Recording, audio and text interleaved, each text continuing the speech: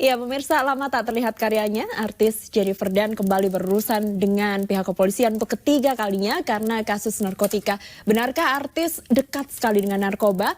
Sore hari ini saya akan bahasnya dengan Ketua Ikatan Manajer Artis Indonesia, Mas Nanda Persada. Selamat sore, Mas Nanda. Sore, baik. Ini sebelum kita membahas terlalu jauh, Mas Nanda kenal dengan artis ini, Jennifer Dan? Jennifer kebetulan enggak. Oke, jadi belum pernah menangani Jennifer secara langsung. Belum pernah. Ini dunia artis, showbiz diidentikan dengan dekat sekali dengan narkoba. Benarkah seperti itu, Mas Nanda?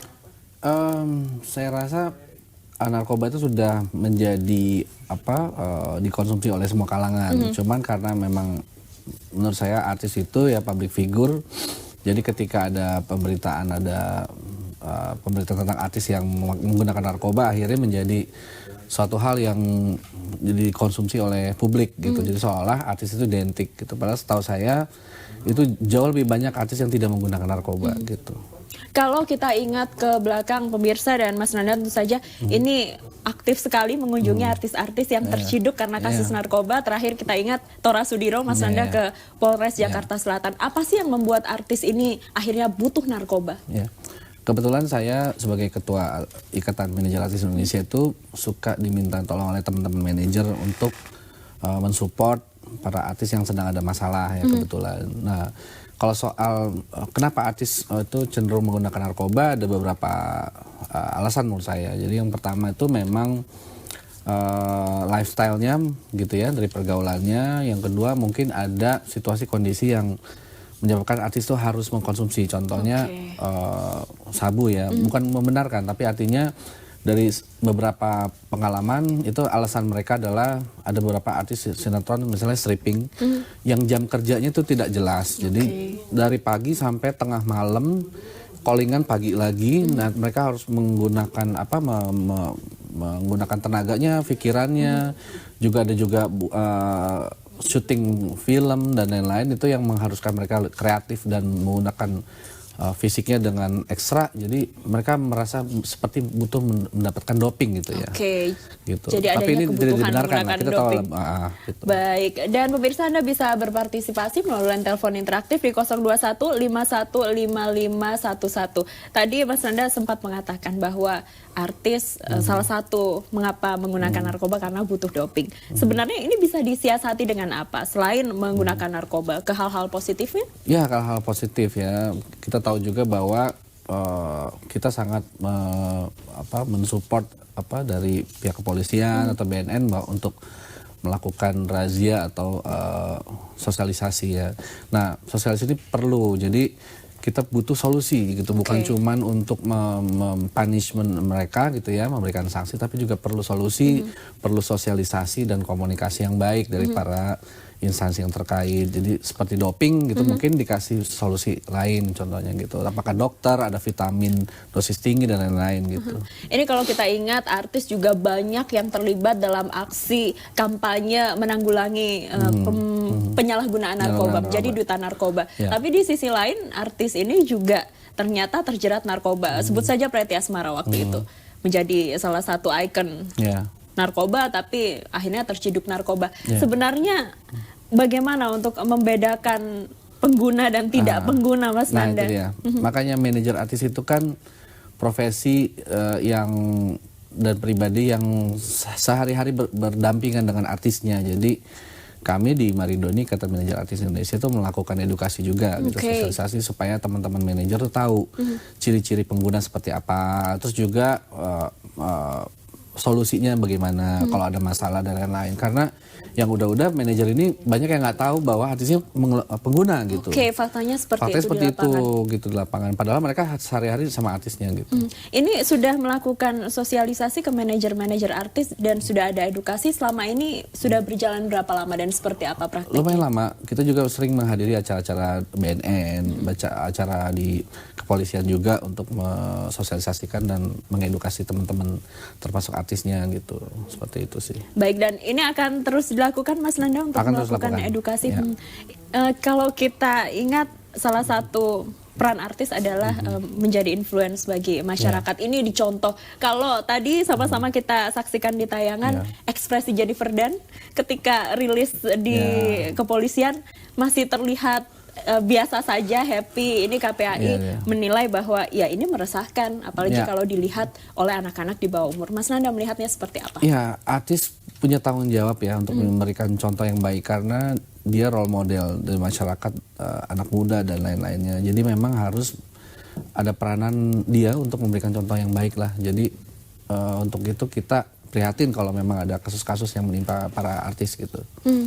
Ini kalau tadi Mas Nanda mengatakan jadwalnya banyak menggunakan narkoba sebagai doping. Kalau yang sebenarnya tidak mempunyai jadwal terlalu banyak, ada juga Mbak. Jadi ada juga artis yang justru dia lagi nggak banyak kerjaannya, dia stres ya, lifestyle dia sudah terbiasa dengan high cost gitu ya, dengan high style gitu ya, sehingga dia bingung bagaimana caranya. Ini akhirnya dia juga terlibat. Jadi memang ini sudah menjadi berbagai sisi, ini kita memang harus waspada sih gitu. Kalau Mas Nanda lihat kasus Jennifer Dunn ini masuk kategori yang mana Mas Nanda? Stres karena tekanan macam-macam? Saya bingung ya karena beliau ini kan udah berapa kali kena ya, dan terakhir itu ekspresinya seperti itu. Saya bingung deh, ekspresi kok kayak nggak nyesel gitu, happy aja gitu. Saya juga nggak ngerti. Padahal sempat minta ampun ya ini ke petugas kepolisian yang melakukan penangkapan. Sama om itu yang betul ya, di polisi yang disebut sebagai om. Kita lanjutkan perbincangan menarik sekali Mas Nanda usai jeda. Pemirsa, tetaplah bersama kami di Ada Berita Petang kembali saat lagi. Kita lanjutkan perbincangan Mas Nanda. Di tayangan ini ada ekspresi yang agak berbeda ya dari Jennifer ketika penangkapan, ketika rilis, aku nyesel, udah gitu aja. Sudah. Lalu hari ini ketika dari pihak kepolisian melakukan tes, ini tidak memberikan pernyataan apapun, tidak ada keceriaan dan cenderung menghindar.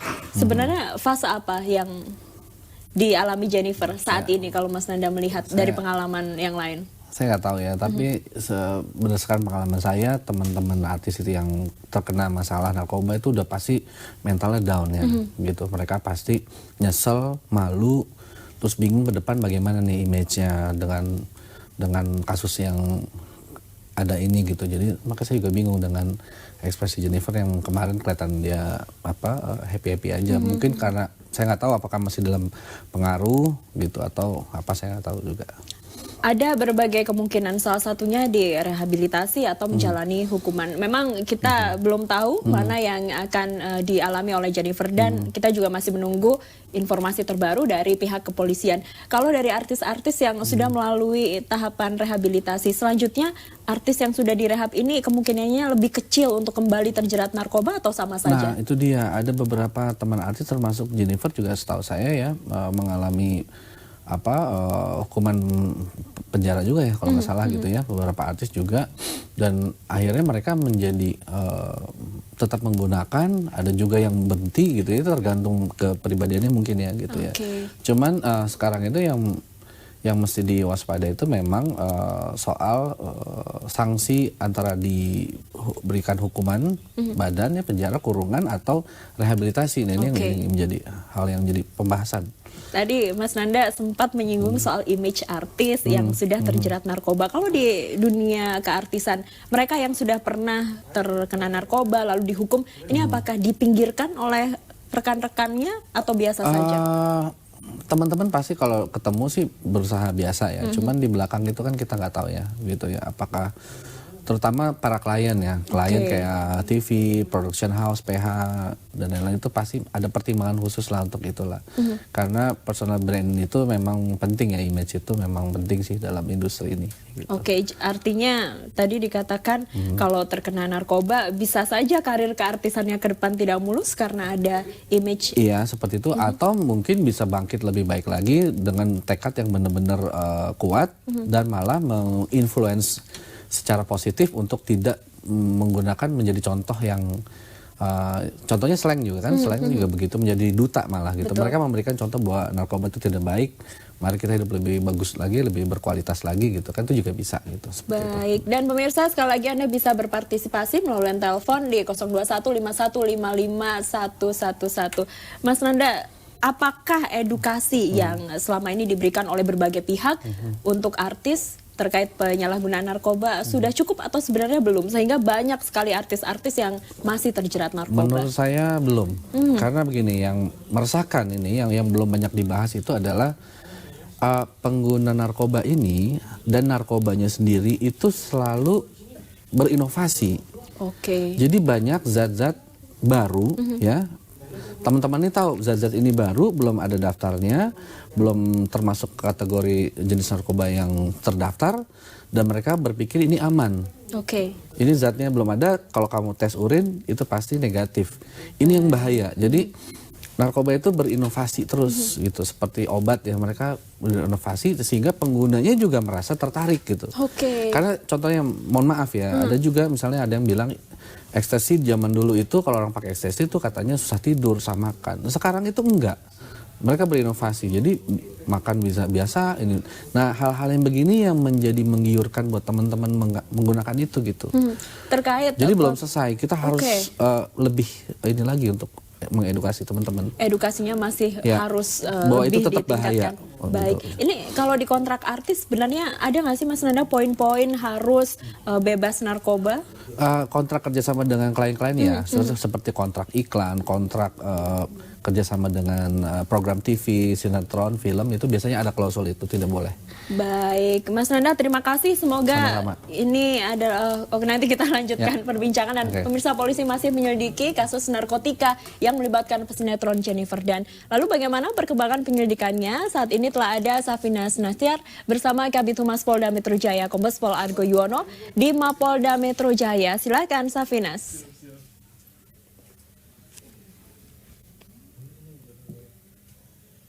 Safinas. Kembali terjerat kasus narkoba untuk yang ketiga kalinya. Namun untuk saat ini Jennifer tidak terjerat sendirian, namun ada nama-nama lain. Namun untuk informasi lebih lanjutnya sekarang udah bersama Bapak. Selamat sore Bapak. Ya, selamat sore. Ya Bapak, bisa dijelaskan bagaimana proses perkembangan dari kasus Jennifer Dan ini? Jadi begini, awalnya kan kita menangkap tersangka FS ya. Setelah kita lakukan pendalaman, penyelidikan, ternyata berkembang.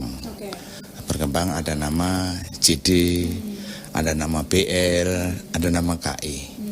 Jadi setelah kita cek ternyata FS ini sebagai bandar ya, itu sudah langganan dengan JD.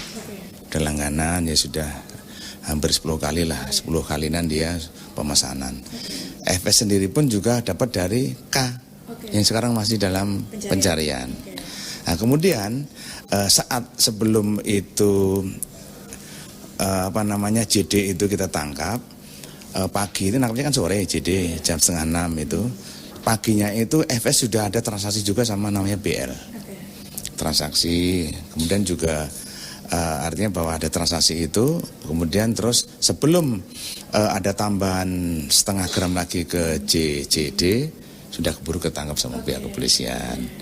Dan kemudian tersangka JD kita bawa ke Polda, sama tersangka FS kita lakukan pemeriksaan. Lalu jenis sabu apa Pak yang berhasil ditemukan? Ya, sabu namanya, ya sabu narkotika jenis sabu ya. Itu amfetamin di situ ada. Jadi setelah dilakukan pemeriksaan urin pun positif ya. Kemudian juga tadi sudah kita bawa ke Lapor ya, ke Lapor itu yang bersangkutan atau tersangka JD ini. Kita ambil sampel nanti untuk urin, kemudian ada barang bukti yang masih tersisa kemarin dan potongan rambut. Jadi, adakah nama-nama artis lain Pak yang menjadi incaran dari kepolisian? Polisi tidak incar artis ya. Kemarin juga kita tidak, incaran kita bukan JD juga kok. Tapi incaran kita kemarin kan FS sebagai bandar, kebetulan mengembang ke JD. Sampai sekarang juga kita belum mendapatkan ada nama artis yang dapat order dari FS, juga belum ada. Lalu bagaimana nih Pak, sekarang kan berkembang di masyarakat bahwa Jennifer Dan ini sudah tertangkap 3 kali terkait kasus narkoba. Apakah ada kemungkinan pemberatan hukuman untuk kali ini Pak? Untuk masalah hukuman kan nanti Pak Hakim ya, yang menentukan, bukan kepolisian. Tentunya kepolisian juga menyajikan di dalam berkas perkaranya nanti juga ada tulisan di situ. Kan di saat ditanya di penyidik kan ditanyakan apakah pernah melakukan pidana atau tidak ya. Kemudian tahun berapa, tanggal berapa, bulan apa. Nanti akan kita lampirkan di situ. Kita lampirkan, nanti bisa menjadi pertimbangan hakim. Terima kasih banyak Bapak atas waktunya. Ya, demikian informasi yang bisa saya sampaikan. Kembali ke Ayu dan Wahyu di studio. Nah, terima kasih, selamat bertugas kembali. Mas Nanda, satu pertanyaan terakhir. Ini tadi disebutkan ada FSH dan yang lain-lain. Apakah dari manajer artis atau artis tahu? Nah, justru kita nggak tahu selama ini, dan itu menurut saya penting ya untuk dibuka aja supaya teman-teman artis atau manajer siapa tahu bahwa orang-orang yang mensuplai ini ke kalangan artis siapa, karena mungkin kita bisa memberikan informasi lain atau dan lain-lain atau preventif mencegah gitu. Oke, terima kasih Mas Nanda waktunya sudah bergabung bersama kami.